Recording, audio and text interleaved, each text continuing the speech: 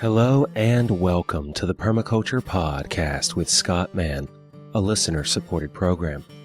This episode is an interview with Michael Judd, author of Edible Landscaping with a Permaculture Twist. Michael is a permaculture practitioner from Frederick, Maryland, not far from my hometown. So I went down and met him and recorded this interview and another piece while I was down there live. So you get to hear some of the noise in the background. You'll hear his son Wyatt, who was there as part of our little audience while we were putting things together. And it was a really nice time to be able to go down and meet Michael and experience that dynamic energy that comes through so well in his book. And we talk about that and why he included some of the things that he did in the book, as well as his background, which started very far away from that place that he grew up in order to go and explore the world and learn. And I'm really thankful for the stories that he shares with us in this interview. It was quite enjoyable, and I had a very good time meeting him and having this conversation. In this interview, he mentions Earth Haven Eco Village, Chuck Marsh, and Peter Bain. Since I've interviewed Chuck and Peter before, I'll include links to those in the show notes. You'll also find a link to Michael's website, ecologiadesign.com. And after listening to this, if you'd like to pick up a copy of his book, you can order it from that website and benefit Michael directly from your purchase. If you enjoyed this interview and getting to hear the expression that occurs by doing something like this live, then please support the show and help me do more of this incredible work. By becoming a monthly member at whatever level you feel comfortable with, you'll help me be able to establish a regular working budget for the podcast and be able to plan more projects like this. Or if you've seen the pictures from the A Gathering of Farmers conference, to hire my friend John to come with me with all of his equipment and to take pictures for us and for the community so that we can share this work with more and more people and build the world that we want.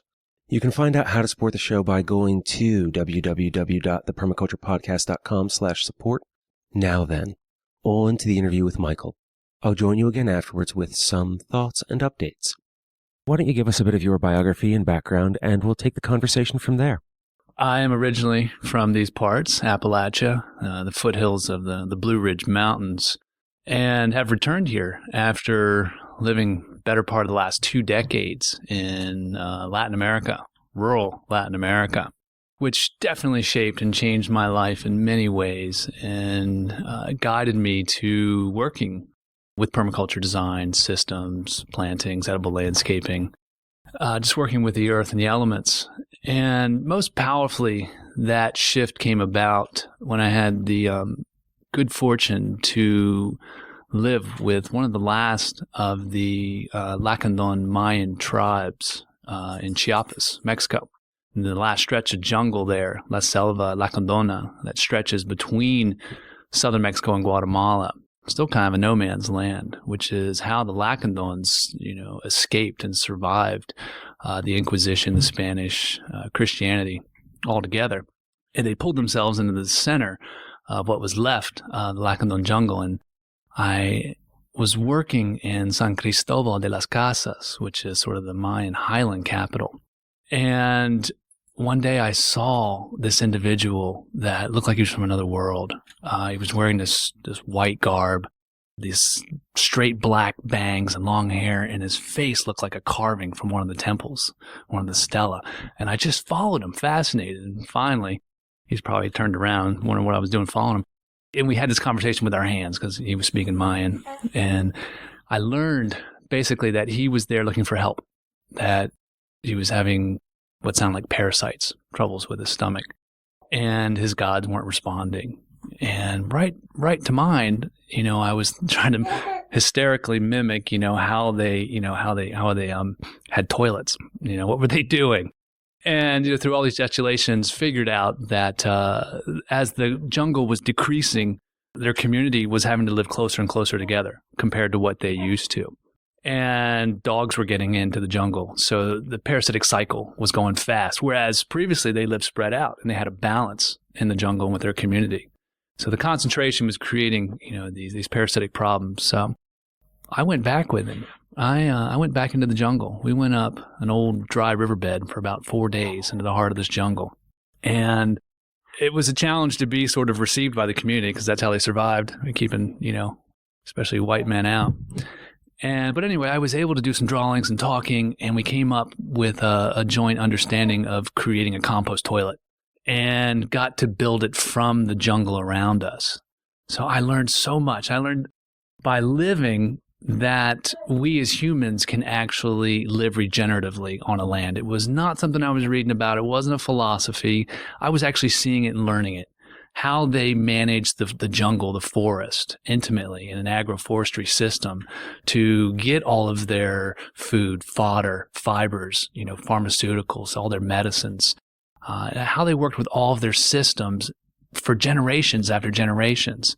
So I left there. I left there very sick, actually. I think I got everything I went there to help with. And it changed my life in the sense knowing that this was possible. And as I came back into the world and I saw, all these fractured landscapes, cultures, and communities, I actually knew that it could be different. And that shaped my path thereforth. And also getting really sick shaped my path because, I had to go through all these different trials of healing and really ultimately came to the learning that the food, the earth, working with the earth and getting the food right from it was what was making me feel best, was kind of regenerating me. And that led me into biodynamics, that led me to living in the desert in Spain and working on old Moorish terrace systems and eventually permaculture. I came back and about the same time that Earth Haven down in North Carolina outside of Asheville was being formed. And I showed up at the genesis of that, which was really neat. And I went down there to be a part of, natural building. Didn't know what permaculture was, but I heard they were building this circular, roundwood, timber frame, straw bale community house. I was like, that's it. That's what I want to do. So I showed up right in the middle of that, and all around me, it was like the permaculture manual in living form. They were putting in, micro hydro. They were doing this consensus. They were doing their local economics. They had a forestry cooperative that was clearing land so they could grow their food for their market. It was just all this groovy stuff and great teachers. I was really fortunate to be there at a time of a great gathering of permaculture teachers. Anyway, the parallels were awesome. Here I'd come from living with the Mayans and seeing and feeling this ancient way of living with the land. And I came back to the States, and permaculture was translating that indigenous regenerative knowledge into a modern cultural, translation, that included, markets, money, dealing with difficult people that you didn't grow up with, all of these things. So it was really fascinating. And it again further guided me and where I've come.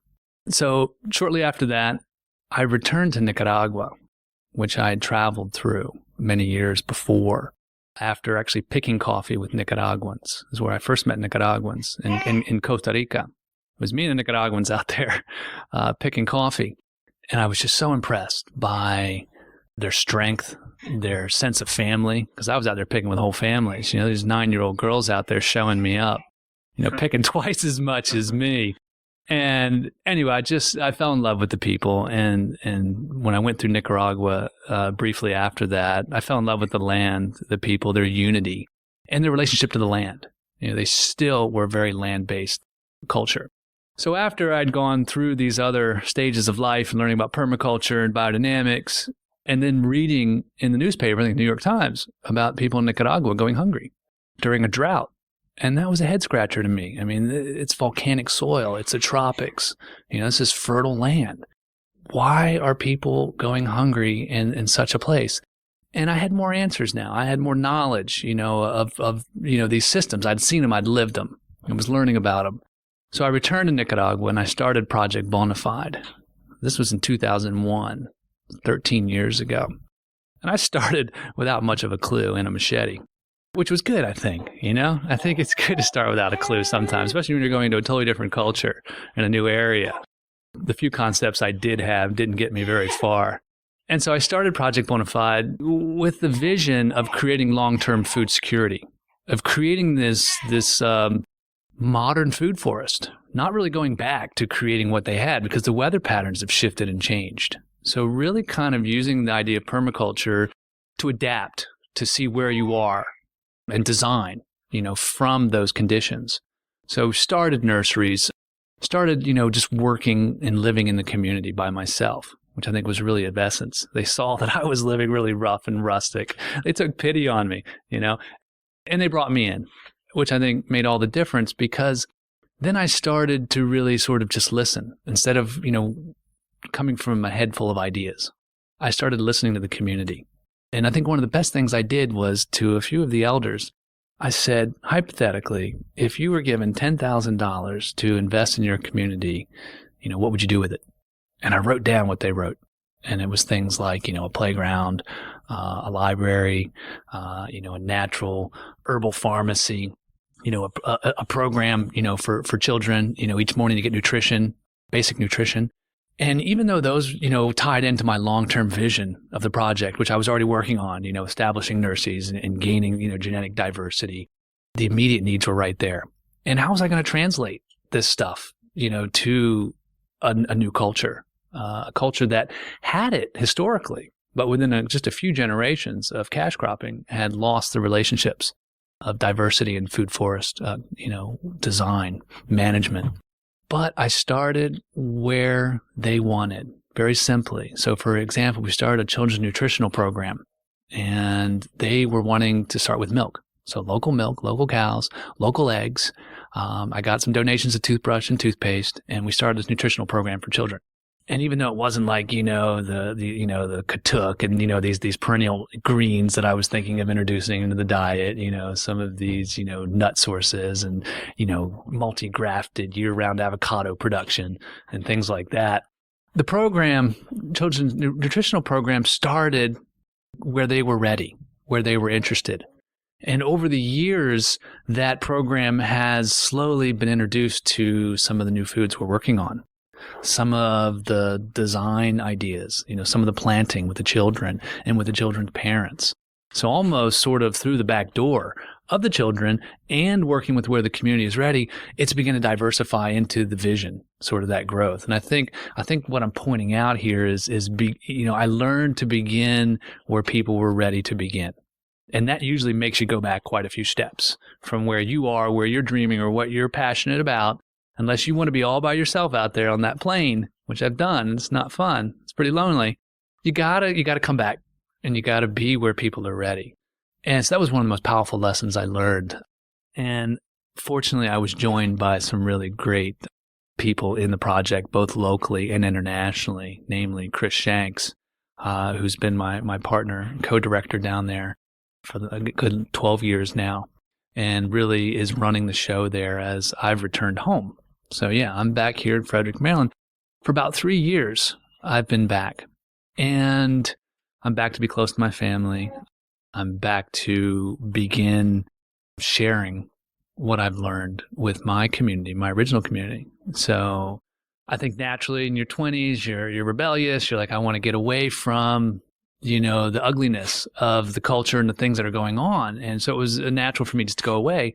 And now I've kind of come full cycle, an old man of 40 here, and wanting to actually come back and see how I can help make the change the things that upset me. And so I've had to do a lot of cultural translating again, from having lived in rural culture and working on large scale projects where aesthetics are, not the forefront of what we're doing. So as I've come back, I've started a business. You can probably hear my little boy back there too. I've started a family, number one. And I started a business called Ecologia. It's a Portuguese word for ecology. And so it's Ecologia, edible and ecological landscapes. And it has been born around my intention to get people back outside, interacting with their landscapes, learning slowly maybe some concepts of permaculture, but not even necessarily. I don't use the permaculture banner on purpose when I'm approaching, my community here, which is suburbia. Frederick, Maryland, we're at now, used to be a farming community, a little bit of, mountain culture mixed in. And we're equal distance from Baltimore and D.C., about 45 minutes. So we've become this bedroom community, which has had it's got definitely benefits. It's more diverse around here, but it's very suburban. So I've watched the old farms and fields I grew up playing in turn into these lawns with lots of chemicals and poured, water design, etc. So that being the reality that I'm in, and I think it's a reality that's the majority of this country at this point. So I'm trying to, look at that and translate my understanding of permaculture, translate my understanding of design, and just getting people back to working with regenerative systems. So Ecologia really started out doing a lot of workshops, hands-on workshops through our local co-op. We co-coordinated and focused on doing very simple workshops like how do we grow mushrooms, because we're in a great area for growing mushrooms here. The mid-Atlantic is very humid. Mushrooms grow crazy and wild everywhere. So how do we work with that natural observation? It grows easy. Hey, let's start with that. And amazingly, people have been really excited about fungi and mushrooms. So it's been a great way to get people, to these workshops and then introduce other concepts. When they come out to a workshop here on our homestead and our land, I'll show them the garden's beds on swales. I'll show them, the food forest patch design, herb spirals, etc. Anyway, it's been a mutual platform where I've gotten to learn about their interests as well and how far I can kind of, push the concepts of design.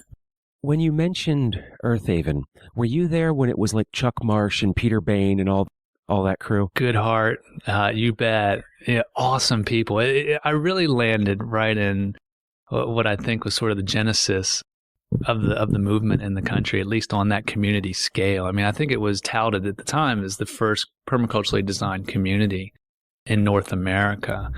Chuck Marsh is one of my favorite people, good friend of mine. Throw a pitch out there for his nursery. Useful Plants is a great nursery and just a great resource online as well. I think they might start to be shipping some stuff, but yeah, Chuck Marsh is great. I interviewed Chuck, I don't know, about 14 months ago as we're sitting here in January right now. And it was, I just released an interview with Peter Bain like 2 days before I interviewed Chuck. And then I got to hear about how the work that they had done together, their friendship. And then a couple weeks later, in December of last year, I got to meet Peter. He was in Philadelphia at the Aubrey Arboretum giving a lecture with some folks that I knew. And it happens that my PDC instructor was one of his students years before. So we went down and hung out with Peter and them and talked for a while. And it was a fun time. Very different perspectives, too. It was great to have. I did my introduction to permaculture with these guys and Patricia Allison, who's also a wonderful teacher. And anyway, between Goodhart and Chuck Marsh and Peter and all these cats that were teaching this, it was great to get all the different sort of perceptions and realize that permaculture has a lot of angles, from the very practical to the very spiritual. I mean, we're doing sweat lodges and, we were also, just doing basic, mapping, outlining. It was a good introduction to me to have all those different teachers. And I always like to be a part of or see courses that are taught by very different personalities. When you were with them, was that the group who you took your permaculture design course through? I took my introduction there. I didn't have enough money at the time to do they had it broken in 2 weeks. So I think the second week I washed dishes. But that was the design, and I was living the design there, It was going on. It was better, I think, than any sort of classroom in the sense. And I always enjoy that at any teaching is the hands-ons in a space to see it at any stage that it's in. While we're talking about great teachers, one of my favorite people, teachers, and mentors is Doug Bullock out there on Orcas Island in Washington State. He's been a big part of me and my life in permaculture and helping start Project Bonafide as well. I met Doug just before I started Project Bonafide down in Central America because he's great with the tropics as well as the temperate. And he's just such a natural. And he allowed me the space, too, to come on up and stay at the Bullock Homestead after I started Project Bonafide, after I just kind of initiated it, but still needed time to design and think and reflect. He hosted me up there and spent a lot of time thinking and doing some outlines. So I really credit him. And one of the things I love about him as a teacher is his stories. Like I say, you go to PDC and you're going to have all different kinds of teachers. And it's really interesting when Doug teams up with someone else who's very, sort of fact-oriented and really, which is good a lot of people out there in PDC want to get every note and they really want to get the intellectual side. They don't feel like they've gotten it if they haven't gotten this head full of notes. But then Doug gets up there and tells his story, about this, this food forest design in Hawaii, or this real life thing, and it naturally sinks it into you. And I just love that about his way of teaching. I received a note from someone recently who's slowly woofing their way across the country before making it to the Bullock Brothers farm for their PDC. Do you have any advice for them before they go up there? It's like the pot of gold at the end of the rainbow there. Make sure you get there. I know there's some other great spots along the way. But make sure you get there. I know they have a very competitive internship program. So apply early and, really be as forward as comfortable to get yourself in there, because talk about a learning experience. If you can take the season, a year of your life off to really dedicate to learning permaculture and systems in one of the most amazing, beautiful places on the planet, definitely try to get in at the Bullock Brothers for an internship. It will create a great direction for the rest of your life and great skill-based building. But definitely get there. I think they're a really neat homestead in the sense that they've created their own economy through a nursery, some of their own design work, but they really focus on living and producing on the land. Giving those recommendations about the Bullock Brothers and also, your own experience of being a very hands-on, out there kind of person, and yet recognizing that there are people who they want that classroom environment, all the facts and the notes. And one of the things that you said before we began, which is a common thread, thanks to one of my past guests, Ethan Hughes, is the idea of meeting people where they're at. And a more interesting way that I heard that from someone was not to inflict ourselves or permaculture on others. And it sounds like that's something, not the inflicting part of it, but the meeting people where they're at, is something that you very much embodied. And it's something that my wife really appreciated in reading your book, because she felt like it was for a gardener and that it was for her. And then she read your book and it's like, this is exactly as a gardener what I want. And I have not, as we're sitting and recording this, had a chance to read it cover to cover. But since I had weighed in on her review, I've gotten to look through it more. And the more that I work with the material, look through it, I go, if I had had this earlier in my permaculture career, I probably would have done more on the ground, because it's everything that I kind of wanted to do, but didn't know how to. And it's all broken down in a way that's very easy to use. And I think is a very good reflection from the conversation we've had today of your role in the community and the work that you're doing to really help people get to these ideas. And as we were talking before we started recording, which we may be able to speak some more to, was also that idea that there's a lot of things in there that you can do with your children. And one of the things that I want to build this year is a cannibal hot tub. And a friend of mine has always wanted to do like a wood-fired cob bench. And we've talked about that idea of design is do the cannibal hot tub out in the open, then do a wood-fired cob bench that can then be heated so we could use it year-round as a space on our homestead. And the way, get my kids out there stomping cob and having a good time. And so could you speak some about your book and why you wanted to write it and the audience that it's written for? Absolutely. Well, going back into what you were just saying, I think a lot of people come out of a PDC. I know even myself in my early years of working with permaculture, people are like, what is permaculture? You get that a lot. And it is a mind and tongue twister to sort of encapsulate what permaculture is. I mean, especially when, many of the leading permaculturists have all different perceptions of what it is as well. And I think the book helps create sort of a soft pitch to family members, to friends, to your neighbors who you're trying to relate a large concept to, and say, look, well, here is just an example. Here's an idea. Let's say the herb spiral. It's kind of, at this point, a little cliche, so it sounds. And you can talk slowly, to your neighbor about how this is just really great to grow things in. The stones create this nice season extension, and they balance the temperature, and the plants thrive from that. So you can start with that, and they're like, cool, okay, yeah, I get that. I'd like that.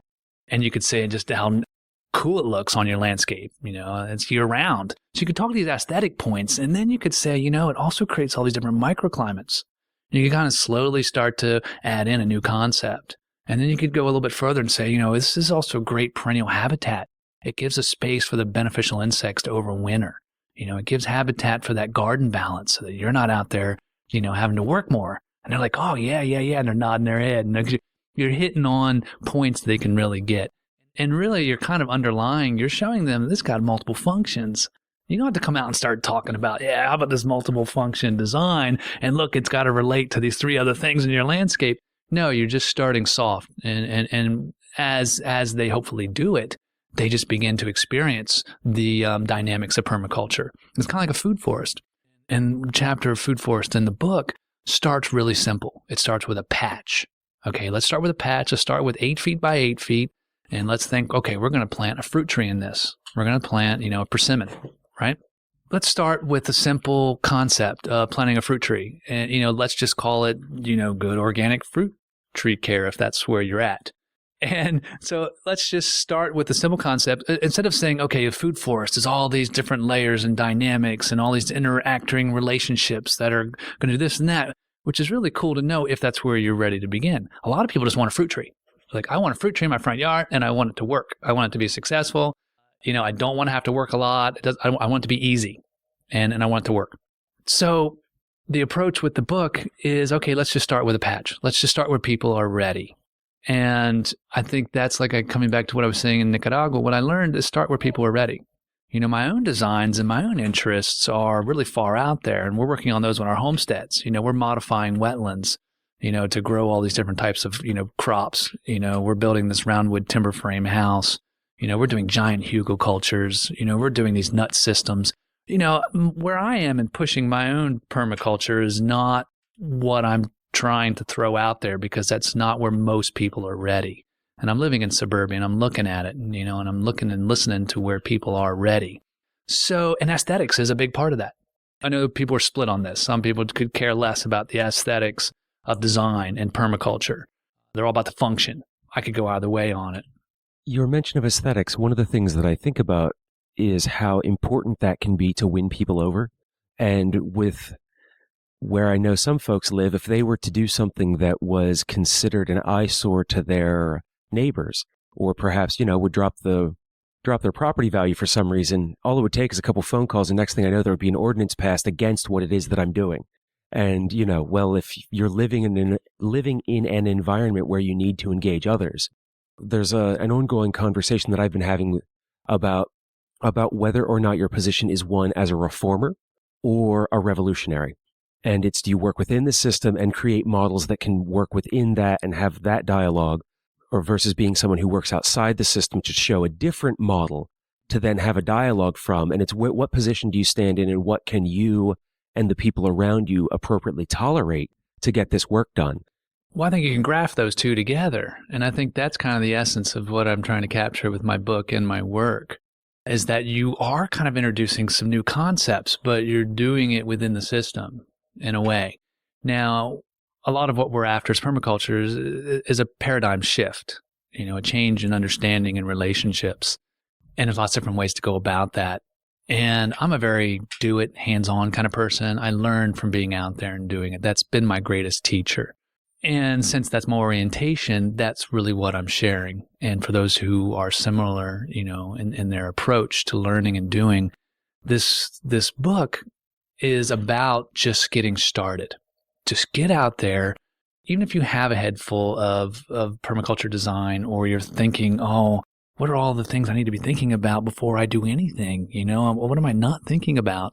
And I think that can really stymie people and keep them indoors and keep reading until they think they've got enough knowledge. And then, then it's time for them to die. I don't know.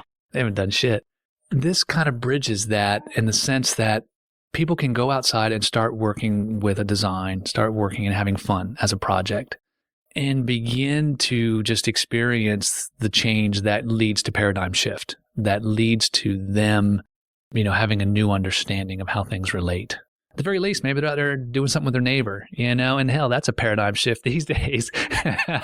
You got to start, slow and small with these things. So, yeah, I talk about the book as a tool to really be used. And I think in the intro, I talk about, hey, don't leave this on your coffee table. Take this out, open it with a rock, let it get pelted with rain, dog ear it, use this book and have fun with it. That's why I threw in alcohol recipes and other things, just let loose a little bit. Yeah, you're going to screw up. That's how you're going to learn. But you're really, really probably not going to learn a whole lot if you just don't go out there and start doing it. Go out there and get your A-frame, make an A-frame with scrap in your garage. Go out there and mark up your lawn a little bit. Maybe you want to start in your backyard. I don't know. And mark your swale and dig it and watch it, see how it does. And maybe you got to redo it. Maybe you got to shift it. Maybe you get it right on the first time. And it's the only way that I feel that you're really going to get the dynamics of learning. You got to do it. You got to screw up. Right? And you got to have the success too. You got to have both. I mean, that's how I've learned almost everything I've done. I've gotten some good pointers from permaculture and some of my teachers, but then I've just run out there and done it. But sorry, to also touch on the aesthetics as part of what we were talking about. How do you get this stuff accepted by your HOA? How do they love it? And I think that's another realistic approach, especially where we are in suburbia. And, a lot of times permaculturists are coming out of PDCs, all age people, but a lot of young people are taking PDCs. And the only place in land they have to start practicing on is their parents, right? I'm a fine example of that. And it's like, okay, look, they got some land and they're going to let me do this. And so you want it to look good. I think, unfortunately, permaculture can get a bad name fast when there's like cardboard flying around and, just looking ratty. It may be functional, but you can do both. You can have your yard needed too, kind of thing. You can make this look good and it can be really functional. And that's kind of my angle as a business. I throw that in the book some too, but as a business, I mean, we're doing high-end restaurants. We're doing functional landscapes for very urban and very front yard suburban areas. And they are functioning. They are growing a lot of food. They're being productive and they look good. They're really drawing attention, which is what you want, because then people are coming over and talking to their neighbors and like, what is that? And they're like, oh, this is actually a rain garden. This is actually harvesting all the water from my house and my neighbor's land. And it's being super productive, but it looks really good. It's not obvious that it's, basically a depression in the earth. As my listeners have heard quite a bit from me lately, as my wife and I look through our seed catalogs in December and January, and I'm recording these interviews for the first and second quarter of 2014, I'm a crap gardener. My wife and I accept that we are not gardeners. The only things we can grow are garlic, strawberries, children, and cats. But as a result of that, it's because of where we live, about 3/4 of our property floods now. Originally, it was about 1/3, but because of some changes that have been made in the valley, because of some forestry work, we're noticing a change in the inundations, so that now about 3/4 of it floods. The only place that we had left to really grow was our front yard. And okay, yeah, we're not good gardeners. Didn't look so good. Wasn't the most pleasing aesthetically. But if I knew to be out there tending the strawberries at 8 a.m. when the two people who walk every morning come by and they're there with their cup of coffee and I hand them fresh strawberries in the beginning of June, then I see them when they're bundled up in the middle of October and I'm growing ever-bearing strawberries that are still producing, and I hand them strawberries again, they're looking at me going, where did you get these? Just now. Have some, neighbor. And that kind of being a good neighbor can go a long way, but certainly having the aesthetics helps that, and making it pleasant and pleasing and then interacting and sharing.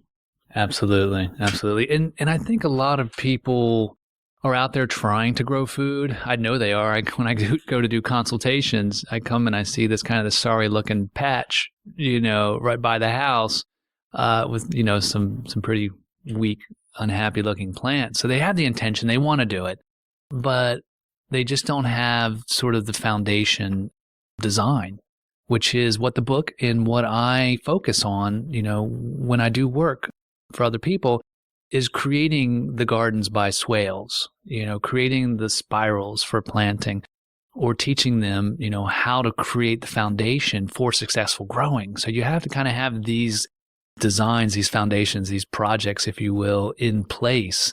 And then whatever you want to grow will be the success.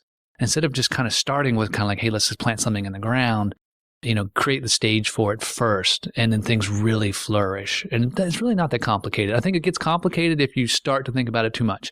If you start to look at books, I don't care if it's even traditional landscaping. You look at traditional landscaping books and you talk about flow and form and texture. things which are really cool. And if you get it right, it really creates harmony. But just go for it. You know, you'll learn. You can change it. I mean, these things are organic. You can shift them around and move them around your yard. You know, I mean, a herb spiral can be shifted anywhere you want. I'll throw one out there that's really cool. Is a lot of times you'll see an ugly stump in a yard. Great spot to put your herb spiral. Cover it up, make it look beautiful. Yeah, it's going to break down and, you know, maybe sink a little bit. But, you know, this is just a small example of how you can be creative. And an herb spiral can be planted with anything you want. If it's in the shade, plant it with, you know, ferns and fiddleheads and other woodland edibles. Really just get out there and do it. You've mentioned several times about getting caught up and overwhelmed and not doing, but reading and just kind of throwing yourself into the library. And there's something that Mollison mentions in the designer's manual, I think, that the fallacy of academia is I think, therefore I do, or something to that effect. And I know what it's like to come out of a PDC or anything fired up and you think you get it. And you think you know, you've got all these great ideas and I can go do this and I can go do that. I will change the world. Then you try and you fail. Or you get stumped. You're sitting there looking at the land and you're trying to think of everything you learned. And you're like, shit, where do I even start? I've been there.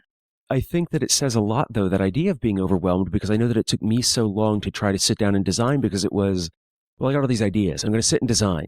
I put together a design. Now I got a whole bunch of stuff that I have to implement for it to work. Well, now how do I break it down and do something else? But another side of that is one of my teachers, who actually has nothing to do with permaculture at all, often talks about how you have to have enough experience before you have the vocabulary to understand what it is you're doing. And I really think about that because we can sit and read a book and be able to use the words in a way that sounds like we know what we're doing and can allow us to sell ourselves as experts. But it's only as we gain experience that you really begin to understand what it is that you're doing. And I know from my own practice, once I really started doing, I thought I was ready and I thought I knew a whole lot. I got over that initial youthful exuberance and felt that I had come to the middle age of my career in a way. And then I realized that I was wrong. I was still a juvenile in what I was doing. And only now can I go, yep, I have no idea what that is or what I'm going to do about it, but I can find out how. And I've found that that's been a very important transition for myself. And I'm sure others are at a similar place where they realize that they have to accept what they don't know to be able to move forward. Right, or just start to dig in. It's kind of you gotta be able to sing before you join the choir. I mean, ideally. And I think a lot of, you know, your podcasts with Larry Santoyo and Dave and some of these great permaculture minds are talking about the larger paradigm shift. And you kind of have to have a little bit of experience to digest some of that. You know, you have to kind of get out there and play around, screw around, you know, fail, learn, just to kind of give some context to what they're pointing to. Not everyone. Some people get it right off. And a lot of us are coming to permaculture because they just want to do something outside. They want to create something. They want to grow food. They want to connect with the seasons and the cycles more. And yeah, you can get overwhelmed with your designs, ideas. In your course, you know, you're really pushed to think of all these different relationships and design ideas. So when you go home and you're looking at your own land, you're worried that you're not getting it right. You're worried that you're missing an important relationship here, that, oh, if I do this, that's not going to work. And you've got this complex design going on where, yeah, you need a lot of time and a lot of money and a good back. And you know what? Sometimes you can just scale that down and say, you know what? While I'm thinking about this, I'm just going to go out there and just, you know, I'm going to throw this herb spiral in, you know, or I'm going to go dig that swale, or I'm going to do a small rain garden. I think a rain garden is a good example. When you go and you say, oh, you hear about a rain garden, and people are like, well, what is that? And you go online and man, you get overwhelmed. You start reading about all these engineered soils and all this data and all this stuff. And you're like, whoa, that's not for me. I can't do that. And you know what? A rain garden is basically, I think Brad Lancaster puts it best, you know, it's pretty much an inverted mitt. It's a depression in the ground. And that really is its essence. And of course, you can play with that depending on where. But if you're at home, you're on the small scale. Let's take example, you know, your downspout is coming down from your roof, right? Forget the rain barrel, man. I mean, come on, the rain barrel's a drop in the bucket. I mean, that might be nice for your flowers on your porch. Most of your water's going down your landscape, you know, and it's probably rushing off your landscape and into your watershed. So how do we capture some of that in a very simple way and with your abilities? So a simple small project could be to dig a depression, right? Dig it out, go down about 18, 20 inches minimum, which doesn't sound like much, but man, you get digging. That's pretty deep. So, again, don't feel like you got to, go deep and build this big structure is what I'm getting at. Go out there and maybe 6 feet by 6 feet, go out and save that topsoil and then go down and get some sand and mix it into that lower level. Maybe throw some compost in there too. I'm a fan of putting compost in my rain garden so you can actually grow, maybe a little more than, these sort of drought tolerant natives. I think it can be a real part of your edible landscape. But basically what we're talking about here is just creating a depression that's going to sink the water that's coming off your spout, right? Or maybe off your driveway. And you know what? It may not capture all that water. You may only capture 60% of that volume, but that's all right. If that's all that, you've got the space for, the capacity for, the time for, or that's just where you're beginning.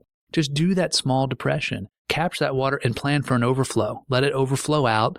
And maybe down the road, maybe you'll do another one, or you'll direct that into a garden swale or something.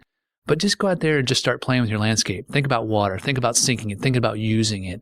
And do small projects. You can make them bigger, but you don't need to be an expert on engineering, on the home scale, on this scale. The book talks about this and kind of gives you some basic examples. In our time here together, Michael, I feel that we've touched on everything that I wanted to as an introduction to yourself and the book. And I do feel a little underprepared because my wife was the one who read it, and it was her feedback that got me to this place, but also hearing from you who this book was written for and who the intended audience is, that I almost feel that that's more appropriate to come at it from that direction, because I know, as we spoke before we began, I've fallen into that heady category of permaculture now, talking about the community and paradigms and all this other stuff. And it's sometimes a little hard for me to step back and think about, well, if this is the first time that I've ever heard that word, what do I do? And I think that you've nailed it in many ways with this book as providing a place to start. And with that in mind, as we draw things to a close, is there anything else that you'd like to add to this conversation for the listeners?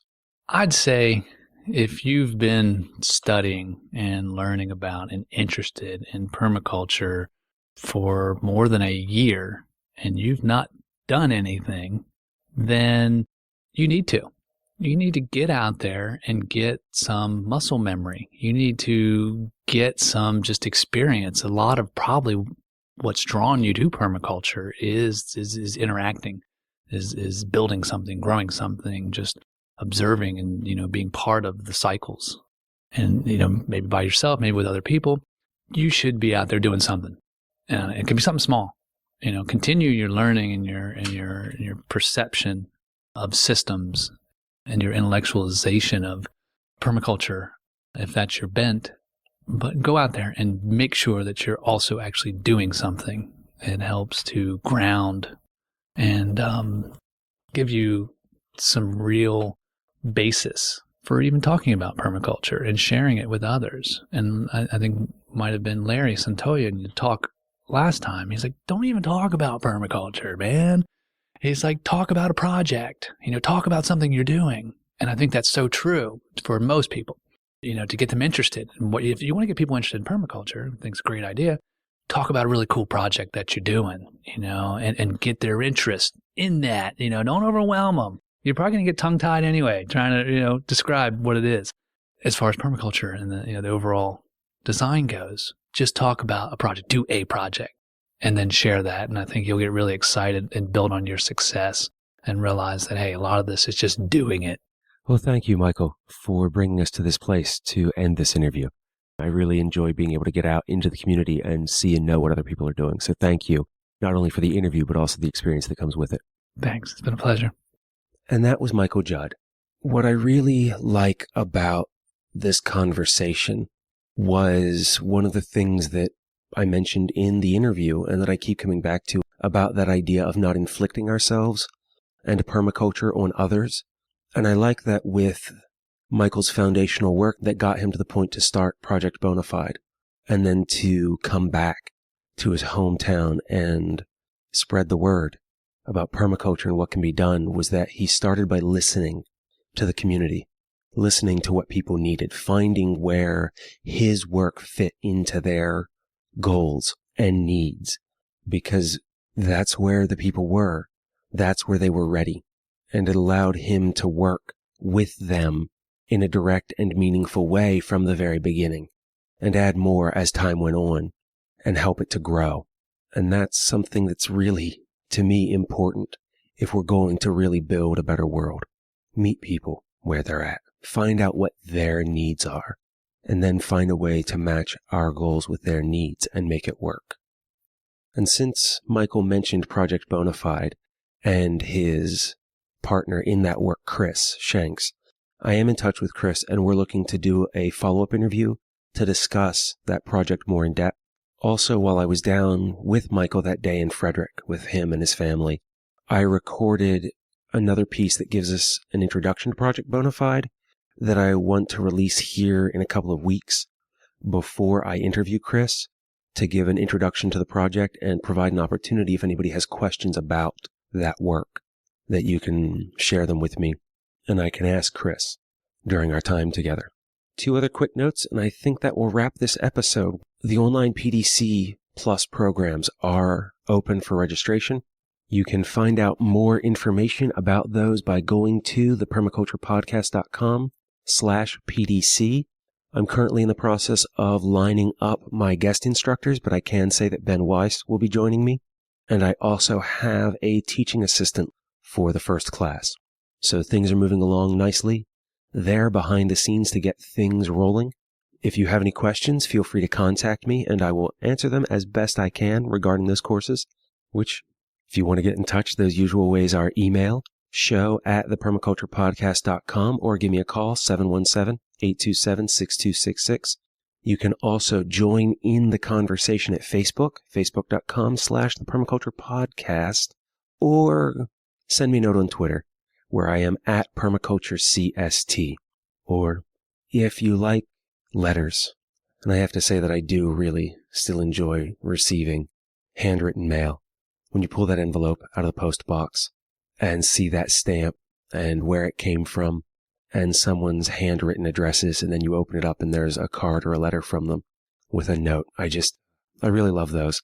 So if you would like to contact me in that way, that address is The Permaculture Podcast, P.O. Box 16, Dauphin, Dauphin, Pennsylvania.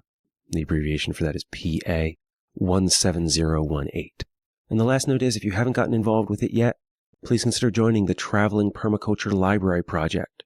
You can find out more about that by going to thepermaculturepodcast.com/library, or send an email to librarian@thepermaculturepodcast.com.